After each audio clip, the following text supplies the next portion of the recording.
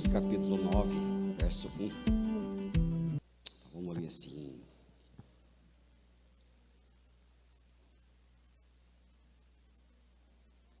Ora,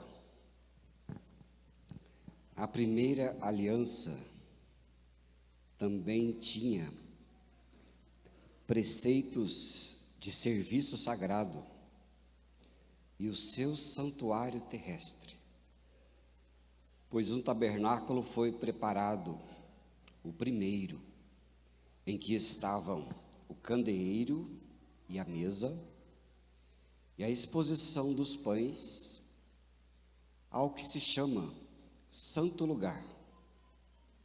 Mas depois do segundo véu, estava o tabernáculo que se chama o Santo dos Santos, que tinha o incensário de ouro, a arca da aliança, totalmente coberta de ouro, e nesta arca estava um vaso de ouro contendo o maná e o bordão de Arão que floresceu, e as tábuas da aliança, e sobre ela os querubins da glória, que cobriam o propiciatório, das quais coisas falaremos agora em particular.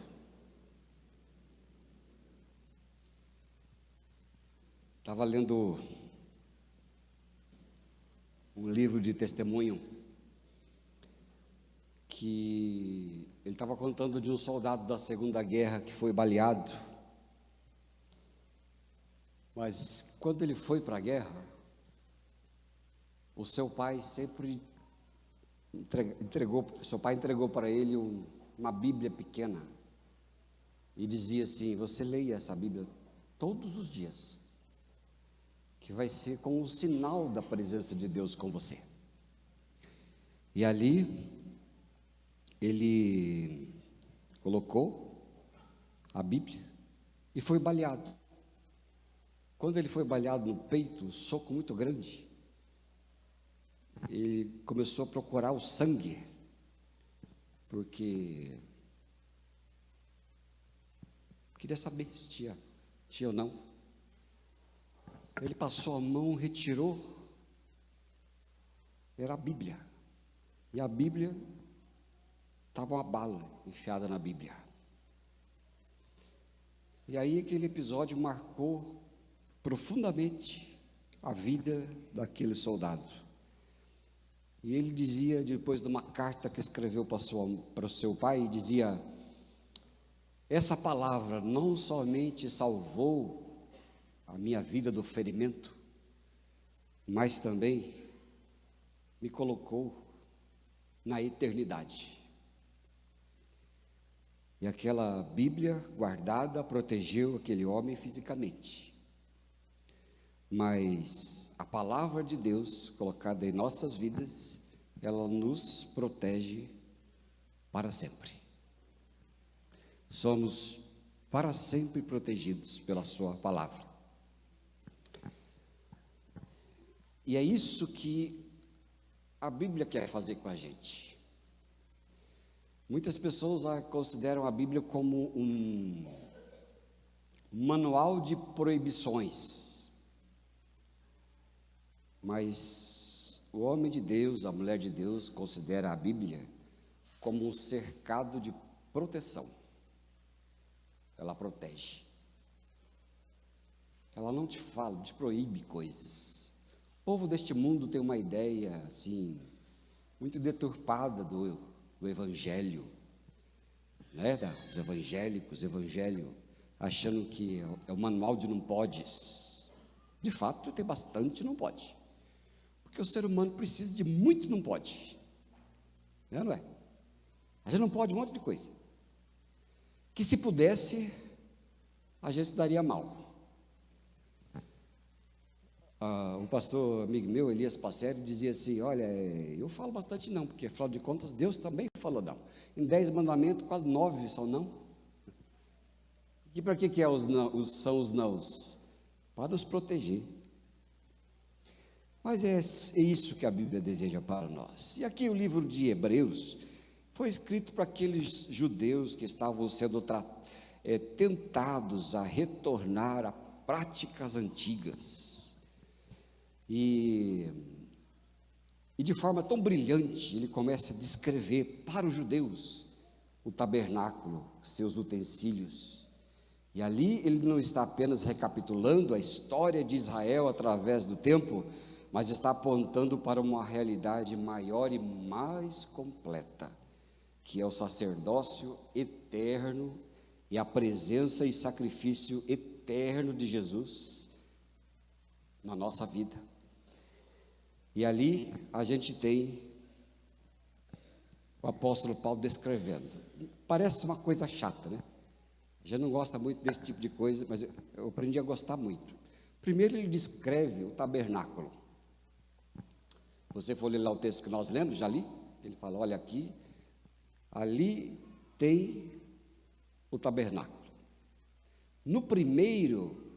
Da primeira parte do tabernáculo, você vai encontrar a mesa e os pães para o serviço. E coloca ali. Aí ele vai dizendo, esse é o lugar santo. Então, a gente tem uma ideia, né?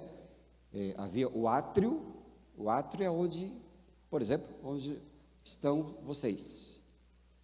Pois tinha para frente, tinha o lugar santo.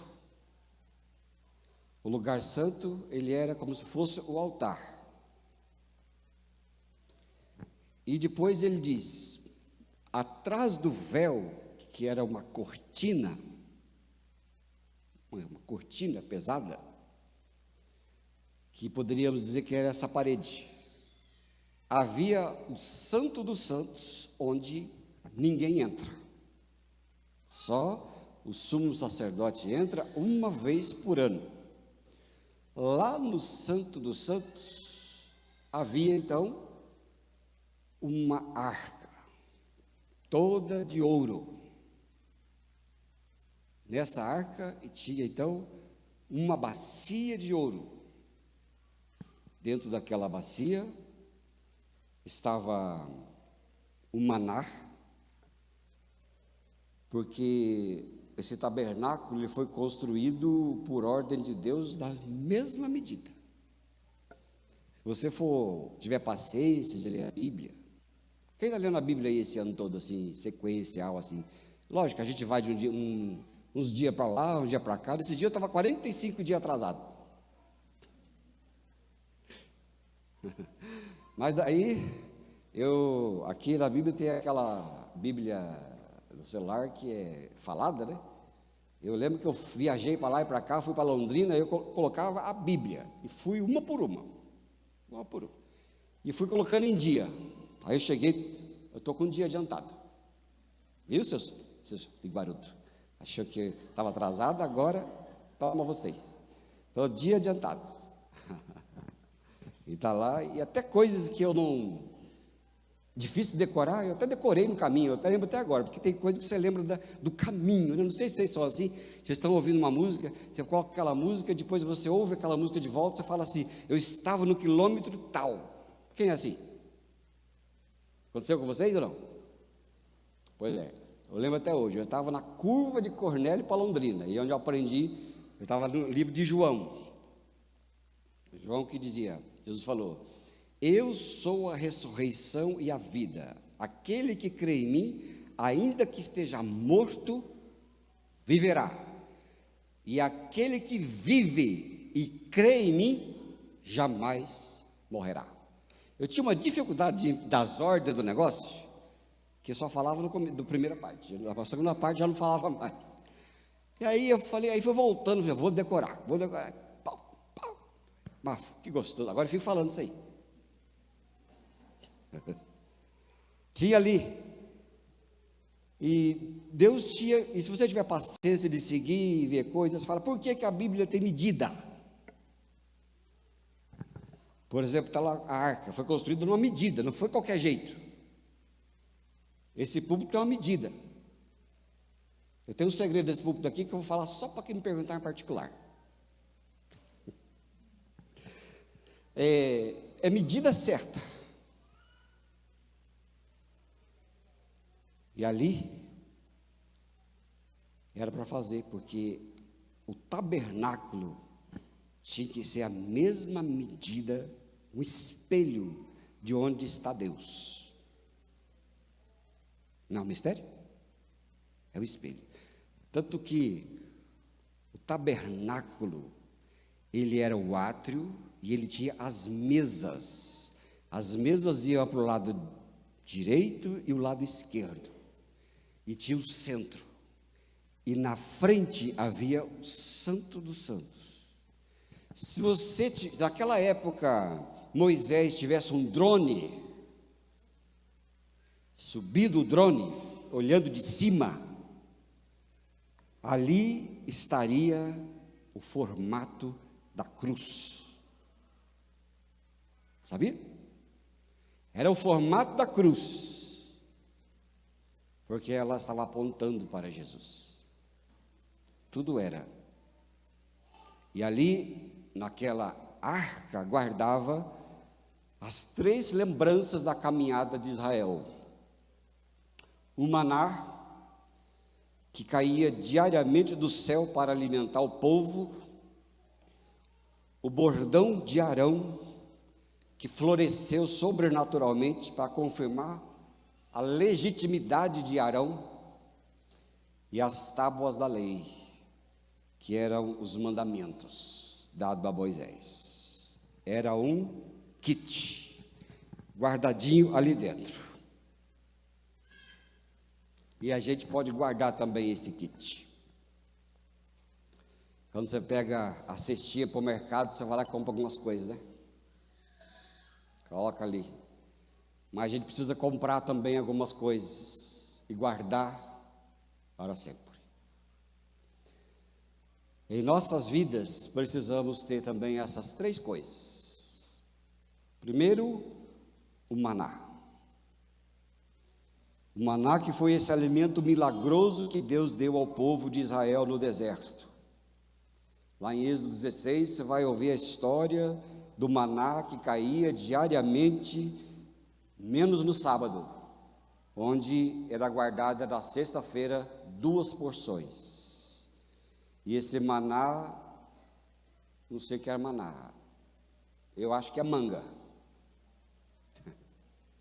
Arroz também é bom, né? Não sei. Alguns acham que é picanha, mas é bom. Não se sabe o que é maná. Era algo que caía do céu e era nutritivo. Maná significa, que é isso?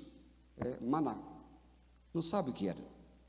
Era um alimento sobrenatural mandado por Deus para o povo não morrer de fome. E Deus deu maná dia após dia, ensinando Israel a depender dele. Objetivo muito interessante. Dependa dele a cada dia. E sempre tinha algumas pessoas ali, incrédulas, que guardavam para o dia seguinte. E quando guardava para o dia seguinte, dava bicho, porque era castigo pela falta de fé. E aqui, guardar o maná da nossa vida, geralmente vai significar confiança em Deus, que Ele sempre cuidará da minha vida e da sua vida. Sabia disso? Ele sempre vai cuidar. Então, naquele pote de ouro que continha o maná, que era o alimento milagroso de Deus, ele era o sustento, lembrando aquele povo diariamente da dependência de Deus e da fidelidade dele para mim e para você. E esse maná aqui, irmãos e irmãs, ele simboliza essa provisão espiritual para nós, de que na nossa jornada temos esse maná que nunca vai nos deixar subnutridos, vai nos deixar sempre vivos. Ele é a coisa mais importante que nós temos, e é guardar no nosso coração esse maná que Deus providencia para nós todos os dias. É o maná da provisão, é o maná da presença, é o maná da vida. E lá naquela arca não é só o maná para eles se lembrarem daquele pão que Deus dava naquele tempo. Jesus falou que aquele era, eles comeram e acabou, eles voltaram a ter fome. E depois, Jesus falou que aquele maná era temporário. E Jesus, quando falou para os discípulos quem ele era, ele se apresentou como o verdadeiro maná. Eu vou ler com você aqui, Evangelho de João, capítulo 6, versículo 35. Veja o que a Bíblia diz aqui. Eu sou o pão da vida. Quem vem a mim jamais terá fome, e quem crê em mim jamais terá sede. Este é o pão que desce do céu, para que todo o que dele comer não pereça. Eu sou o pão vivo que desceu do céu. Se alguém comer deste pão, viverá eternamente. E o pão que eu darei pela vida do mundo é a minha carne. Olha o pão. Jesus, o pão da vida. Jesus, aquele que mata a fome. É aquele que está com a gente. É aquele que faz de cada um de nós, homens e mulheres supridos em tudo, e guardar, eu e você, o maná no coração, é se alimentar de Cristo todos os dias, pela palavra e a nossa comunhão com Ele. Você já comeu do pão hoje?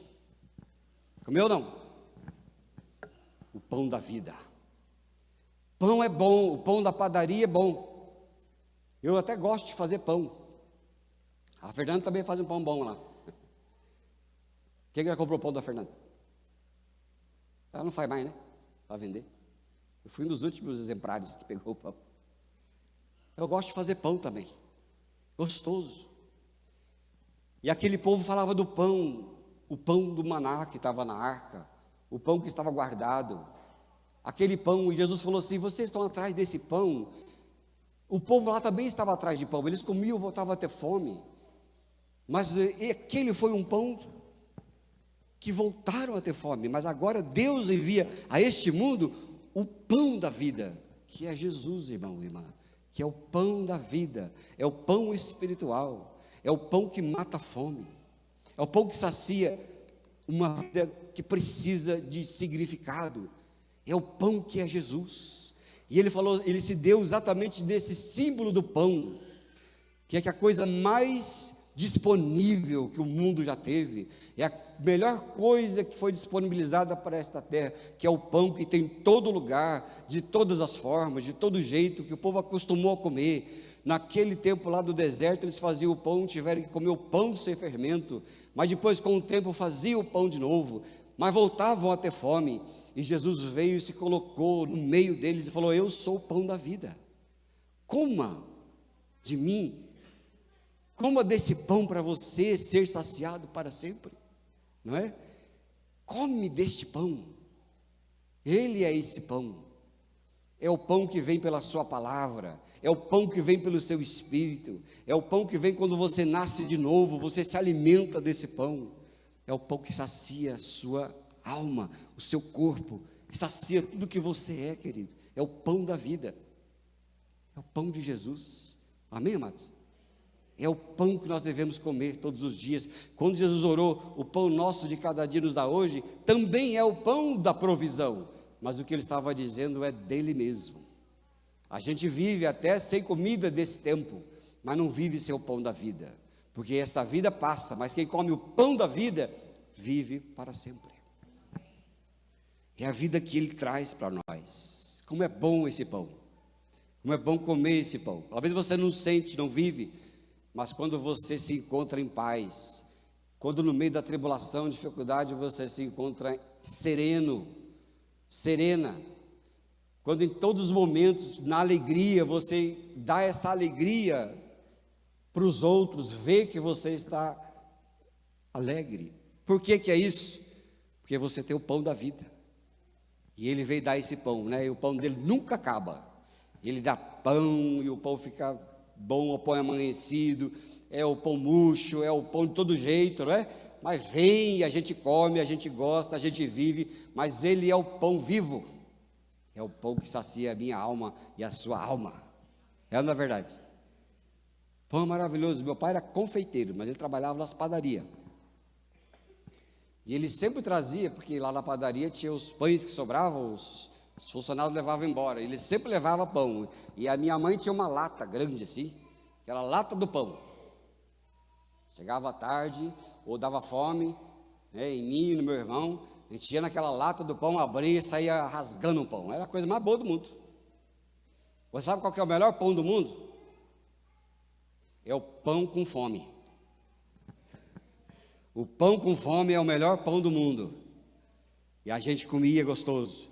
Mas quando a gente conhece o pão da vida, que é Jesus, Ele te sacia, Ele abençoa, Ele restaura uma alma ferida, e ainda que haja as feridas, Ele permanece e nos deixa na sua paz, porque você está nutrido com o pão da vida. Esse pão é bom, irmão, viu? Não é pão que volta a ter fome, mas é o pão dele. Esse pão nem engorda. Esse pão não engorda, nem foi perigo de engordar. Quem quer engordar, pode engordar. A gente quer, tem uns que quer engordar, né? Quem quer engordar aqui, erga a mão. Aí, ó, você precisa engordar mesmo. Eu também quero engordar, gosto de ficar muito magrinho, não. Eu tenho tendência à magreza. Aí fica aqueles velhinhos magrinhos assim, né? Tudo tremendo assim. Os outros olham e falam assim: só falta deitar, ele está morto, velhinho. Não, tem que ter enchimento. Tem que ter um pouco de enchimento. Mas Ele é o pão. Ele é o pão que não faz mal para ninguém. Esse pão salva. Esse pão tira do inferno. Esse pão torna uma alma saciada. Hoje de manhã, no estudo aqui, conversando com alguns irmãos e irmãs, a gente falava assim: olha, esse povo, muitas vezes que tiram suas vidas, é chegar para ele e dizer: tem pão para você, para dar coragem para você, para dar vitalidade para você, para dar ânimo para você, tem um pão, tem uma vitamina boa para você. A gente nunca pode deixar de falar, tem que falar.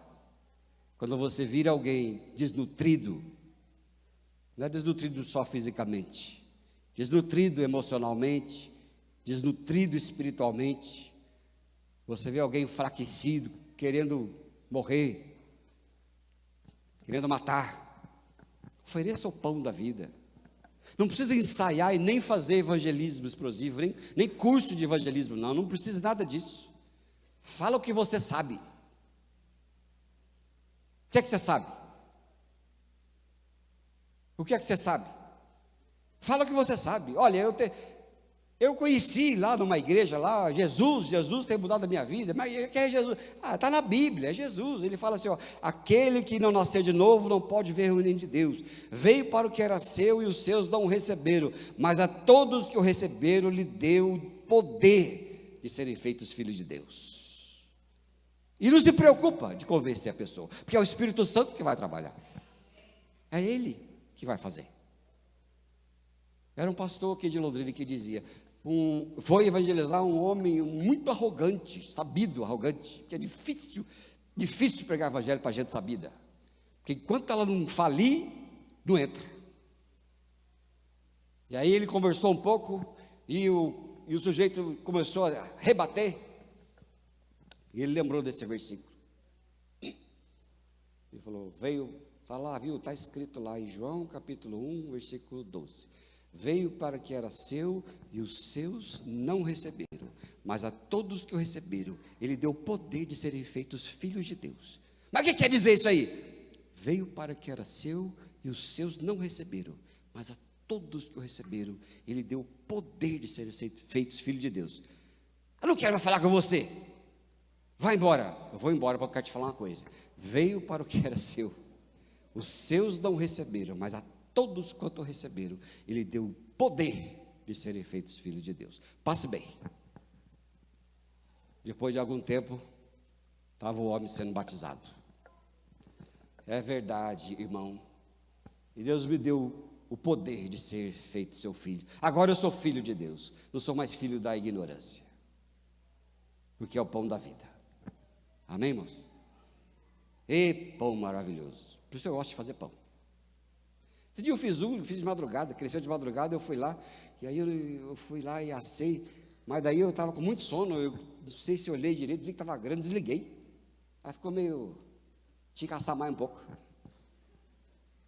Moral da história, tem que assar de dia, que é melhor. Assa mais. Lá em Hebreus 9, versículo 4, ainda nós temos o bordão de Arão.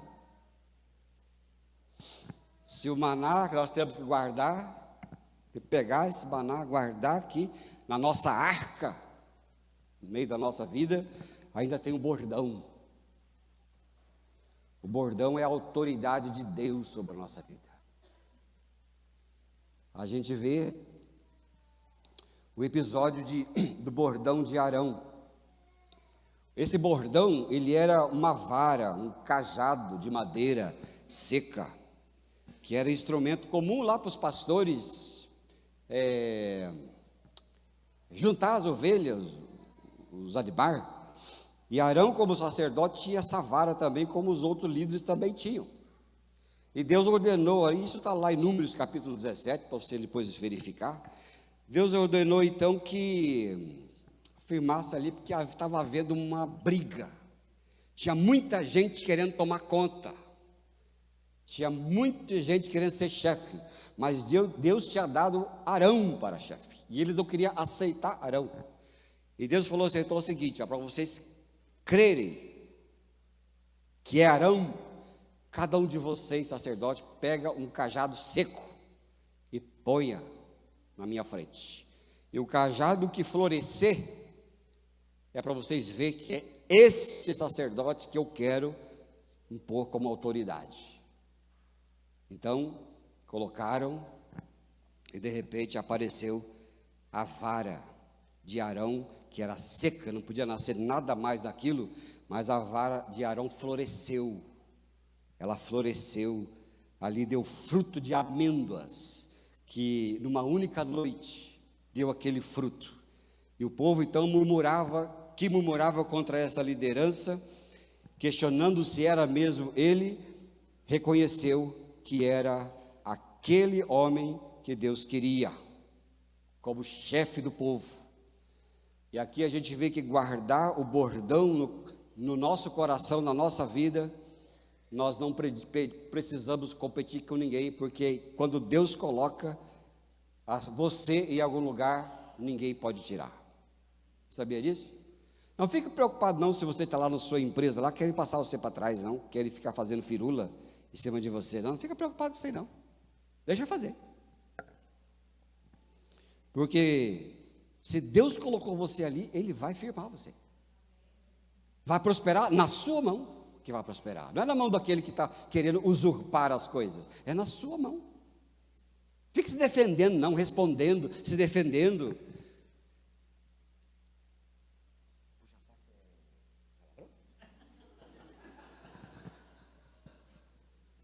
Uma vez na avaliação da igreja lá, falaram que eu falava palavrão. Aí eu tenho que perguntar para a esposa o que é palavrão, né? Não fica fazendo média com o patrão, não sabe como é? Não fica, não precisa ficar, nada disso. Confia em Deus, que Ele levantou você, Ele põe. E se não der certo naquele lugar, é porque não era para você. Porque seria um laço para a sua vida. Porque tem porta que Deus abre, mas tem porta que Deus tem que fechar para nós. Não é?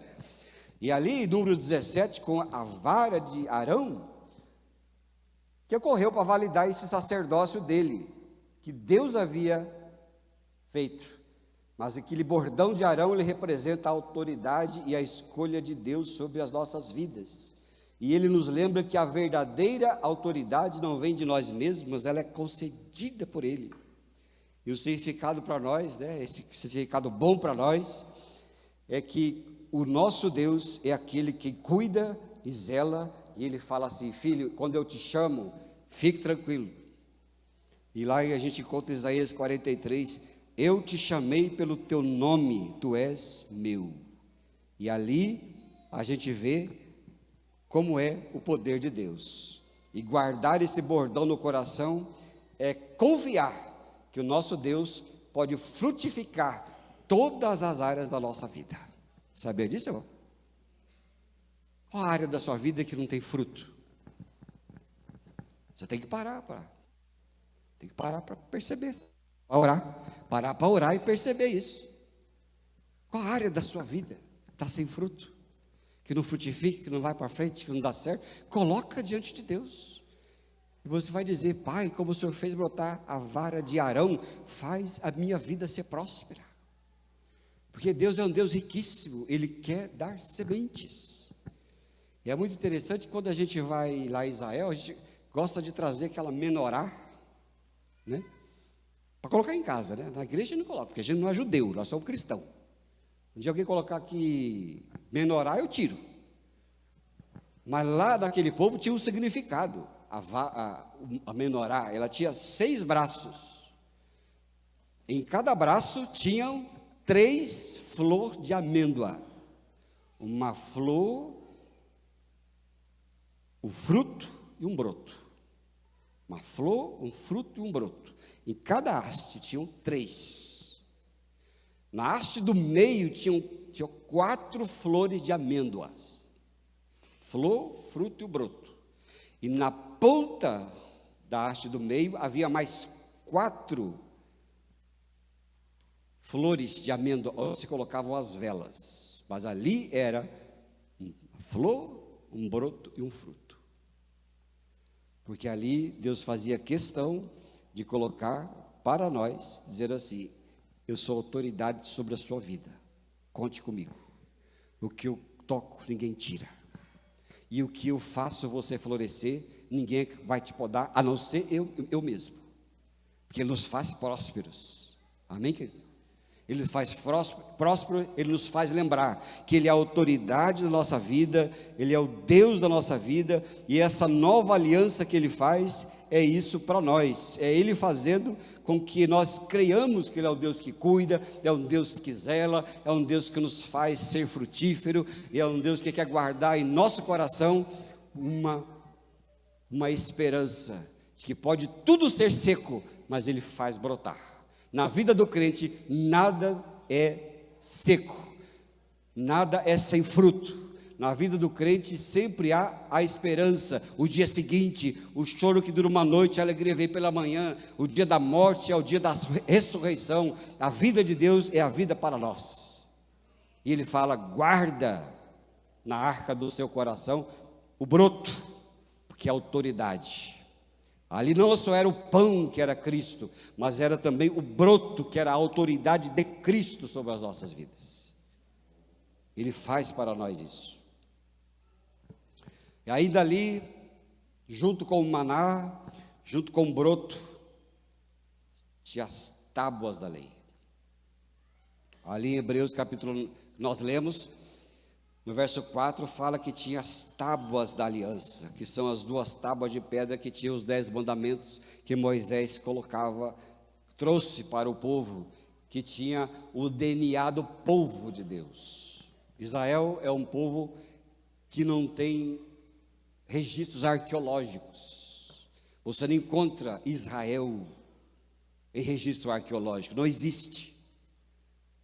Porque Deus queria um povo que não existe para ser o recipiente, que é Cristo para todas as nações. Ele não é exclusividade de uma nação. A nação surgiu depois, com os cartórios, mas Deus escolheu um povo que não tem nome, que não tem povo, que não tem registro, que não tem arqueologia. A coisa mais remota que você encontrou foi no Egito Antigo, uma menção a um povo que veio daquele canal. Não tinha nem nome, mas o que deu uma identidade àquele povo foi a lei de Deus. A palavra de Deus é que tornou aquele povo judeu. Por que aquele povo é judeu? Porque eles tiraram o nome da tribo em que deu característica ao povo de adoração, de lei, de serviço, de reino de Deus, que era a tribo de Judá.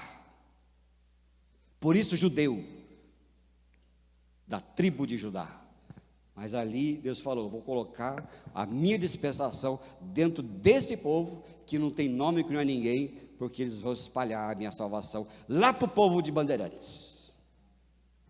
Glória a Deus. Amém, Jesus? Pentecostal aí? A gente implode, né? Eu estava ouvindo uma mensagem de um pastor aí que eu até gosto de ouvir. Ele falou, estava pegando uma igreja lá, o povo, glória a Deus, aleluia, glória a Deus, aleluia, falava aquela coisa toda. E aí ele falou assim: eu estou gostando de vocês, porque da igreja que eu venho, ele era presbiteriano, da igreja que eu venho, o povo, ao invés de falar glória a Deus, ele faz assim,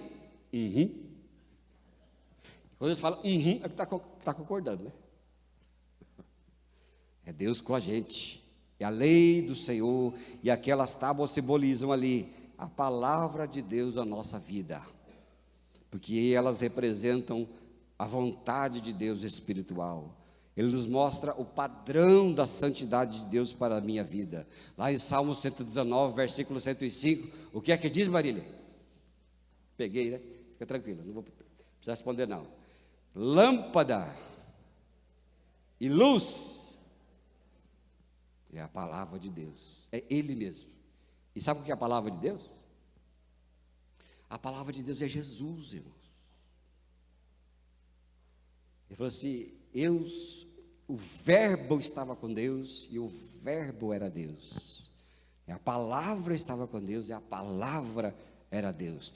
Aí perguntaram para Jesus assim: o que precisamos fazer para fazer as obras de Deus? Limpar a igreja, construir banheiro, dar o dízimo, orar, fazer vigília. O que é preciso fazer para fazer a obra de Deus? Jesus olhou para eles e falou assim: a obra de Deus é esta, que vocês creiam naquele que Ele enviou. Ponto. Amém de novo? Oh, que beleza. A obra de Deus é esta, que creiais naquele que Ele enviou. Porque quando você crê naquele que Ele enviou, você nasce de novo. E quando você nasce de novo, você recebe o Espírito Santo. E quando você recebe o Espírito Santo, você anda pela palavra de Deus, mesmo sem saber. Quando você anda pela palavra de Deus, você é santificado. Quando você é santificado, você glorifica a Deus. Quando você glorifica a Deus, Ele vive na sua vida. E quando Ele vive na sua vida, você é santo, santa, vive em santidade. E tudo que você faz é para a glória de Deus. Esse é o segredo. Não tem apostila. Crente, ó, pensa num crente que gosta de apostila. Viu? Você vai no congresso, chega lá, irmãozinho, chega, irmãzinha, chega, viu? Cadê a apostila? Mas o crente gosta da apostila, que estão dizendo pouco assim, para você. Não pode ver a apostila. A gente vai dar aula lá, manda para mim esses PDF, eu mando. Ô, gente gosta da apostila. Apostila, risca tudo, marca tudo, e marca a apostila. Depois esquece tudo que fez na apostila, nem lê mais da apostila. Mas Jesus é a apostila viva de Deus que vive em nós. Que o Espírito Santo está aqui, está agindo o tempo todo, fazendo uma obra em nossa vida, não é? Ele falou isso. E essa nova aliança pela palavra, ela foi selada com o sangue de Cristo, que nos permite ter a lei de Deus não escrita nas tábuas de Moisés, mas escrita no nosso coração. E é por isso que ele diz lá em Hebreus 8, que falou assim: porque esta é a aliança, Hebreus 8:10, porque esta é a aliança que farei com a casa de Israel, depois daqueles dias, diz o Senhor, imprimirei as minhas leis na mente deles, e as escreverei sobre o seu coração, e eu serei o seu Deus, e eles serão o meu povo. Não é mais na apostila, na apostila do coração, é impressa dentro de nós. A gente vive aí resbalando por aí, não resbala? Quem resbala aqui? Dá um resbalão assim? Gostei da honestidade da Paula hoje. Pode contar? Do 20 real? Do 20 pila? Ô Paula, é você mesmo, abençoado. Está indo para o lado por quê? Pro lado. Ela falou: achei 20 reais na rua. Fui lá, peguei 20 reais, fui procurar o dono. Tem esse 20 reais. Aí ela foi lá, aí ó, é teu? O cara falou, não é teu, deve ser do senhorzinho que estava aí. Ele falou assim, deve tentar naquela farmácia ali, porque esse senhorzinho gosta de entrar em farmácia, né? O melhor lugar do mundo é a farmácia. Aí foi na farmácia, lá chegou, foi em 3 farmácias, não tinha ninguém. Aí ela não achou o dono, o que ela fez? Voltou lá e jogou de novo onde ela achou. Não, eu não entendi. Se ela, não, eu não entendi. Acho que eu nunca vou esquecer isso. Aí eu falei assim, se fosse R$200. Ela falou, eu jogava lá de novo. Ó. Me avisa onde você vai jogar. Que barbaridade. Esse dia eu vou devolver R$1 lá no caminho da Iara, que eu estava andando de bicicleta, chega R$1 no chão. Eu vou passar lá, vou devolver aquele R$1 lá, porque vai que eu vou para o inferno por causa daquilo, né? Então, ainda que você pegasse o R$20 perdido no meio da floresta, não tem problema. O Senhor vai, se for pecado, Ele vai tratar você, né? Vai curar. A gente resbala, a gente erra, a gente fala grosso, a gente, às vezes, o que você faz? Mas o Espírito Santo está lá te botando na régua de novo, é ou não é? Ele é a bússola. Já viu a bússola? A bússola você vira para cá, para lá, o ponteiro dá uma girada assim, que ele não sabe para onde vai, mas quando você para, a bússola, pum, para o norte de novo. Assim é o Espírito Santo dentro da gente. Às vezes você dá aquela girada na giraia assim, faz as coisas que ninguém entende, nem muito menos Deus e nem o diabo, né? Mas fique tranquilo, o Espírito Santo está dentro, ele te apruma de volta. Você se arrepende, você vai lá aos pés do Senhor, você volta para trás, você clama perdão, e ele fala assim, aquele que vem a mim, jamais o lancei fora. Amém, queridos? Jamais lançará a gente fora. Se Ele nos comprou quando a gente era pecador, e nos deu a vida, quanto mais agora, que fomos salvos por Ele, Ele vai jogar fora? É disso que diz Romanos. Romanos, Ele não joga ninguém fora. Tem um pouco de dificuldade com a turma que perde a salvação. Mas não tem problema. Se você acha que perde, vive como se você perdesse. E vive santidade. E se você acha que não perde, também não tem problema. Vive como se não perdesse e vive santo na presença de Deus. Está tudo certo. Amém? Porque Ele não joga ninguém fora. Agora não vai falar para os outros que Ele trupicou e não está mais no reino de Deus. Não fala isso não. Tem umas religiões que fazem. Eu trabalhava aqui em Londrina numa livraria de uma certa religião e eu vi um moço olhando os livros cristãos. Aí ele olhava os livros e eu olhei que ele estava assim, desceu uma lágrima assim dele. Eu falei, meu Deus do céu, o que eu faço com um homem desse, né? Tímido que é um troço. Eu cheguei perto e falei assim, viu, posso te ajudar alguma coisa? Ele falou assim, eu não acredito que eu não tenho mais recuperação. Eu falei, você é viciado? Não, recuperação de Deus. Porque eu era da tal igreja que eu pequei contra o Espírito Santo, eles falaram que eu nunca mais vou ter salvação. Eu falei, meu filho, por que você está dizendo isso? Deus joga ninguém fora. Se você pecou contra o Espírito Santo, é que você não tinha o Espírito Santo. É que você nunca tinha noção do Espírito Santo. E aí Jesus falou assim, que do pecado, qual que é o pecado imperdoável? É o não crer nele. Porque quando você não crê em Cristo, não tem mais chance para você. Mas se você crê em Cristo, você tem o caminhão da graça na sua vida. Ele não joga ninguém fora. Aí ele falou, será? Será não, rapaz? Que será? Vai para minha conta. Se você não for para o céu, também não vou. Vamos nós dois para o inferno. Saiu melhor. Não sei se, porque esse povo faz uma lavagem cerebral de tal forma que eu não sei o que acontece com essa gente. Usa o evangelho para matar, é incrível. Mas ali a tábua, as leis do coração, o Salmo 119 diz, 119 verso 11 ainda, guardei no coração a tua palavra para não pecar contra ti. Guardar a tábua da lei na arca da nossa vida é alimentar-se da palavra de Deus até que ela se torne a nossa bússola. um limite, conduzindo nossa escolha, conduzindo a nossa vida, conduzindo os nossos passos, e é pela palavra de Deus.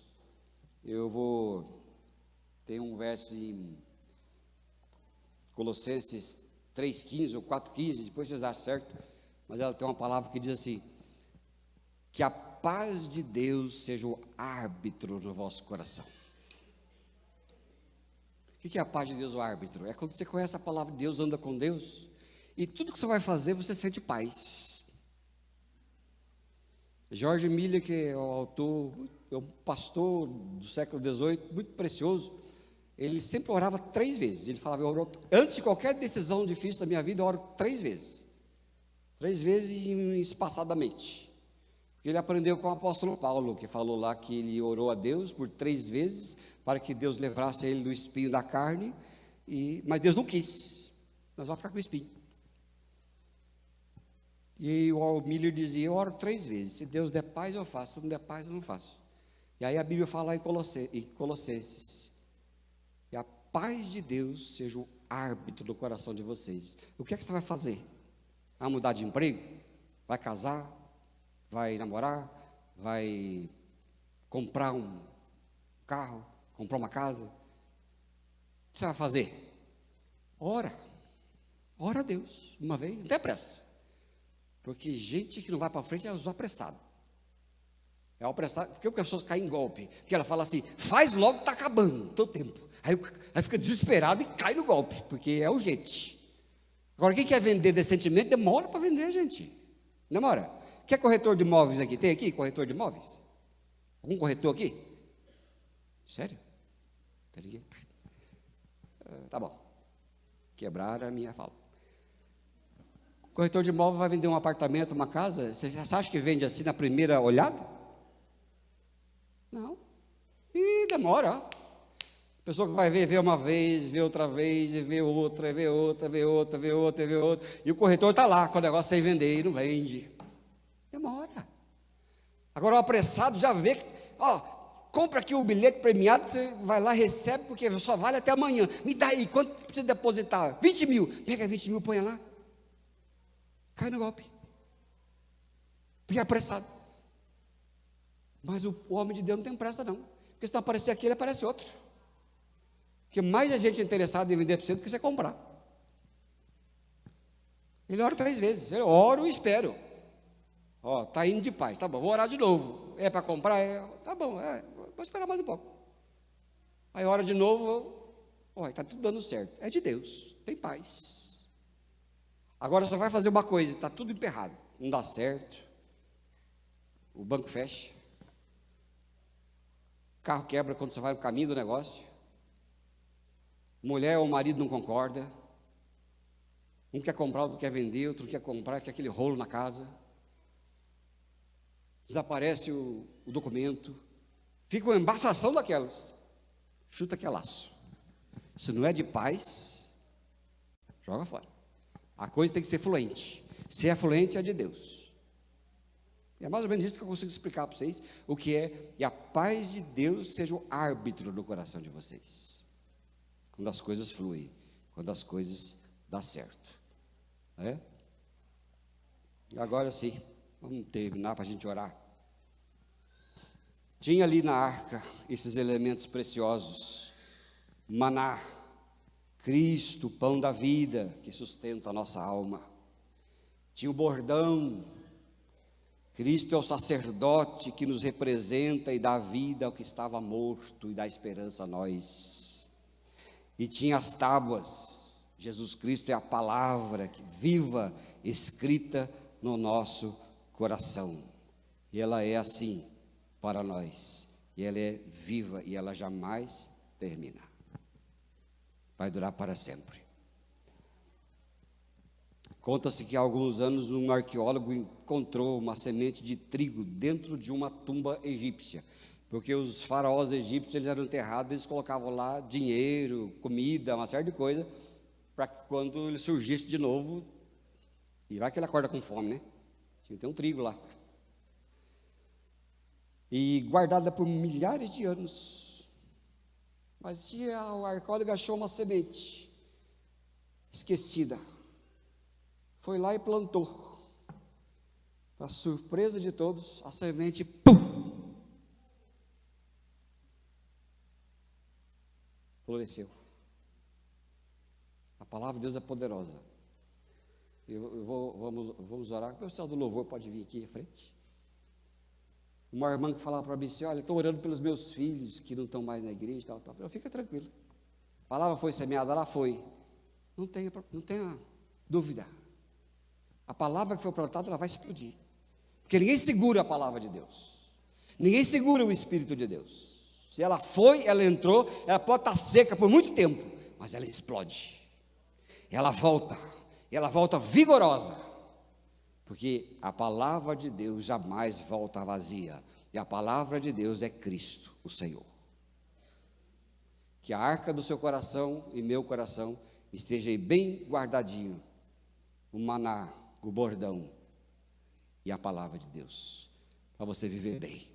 Amém, queridos?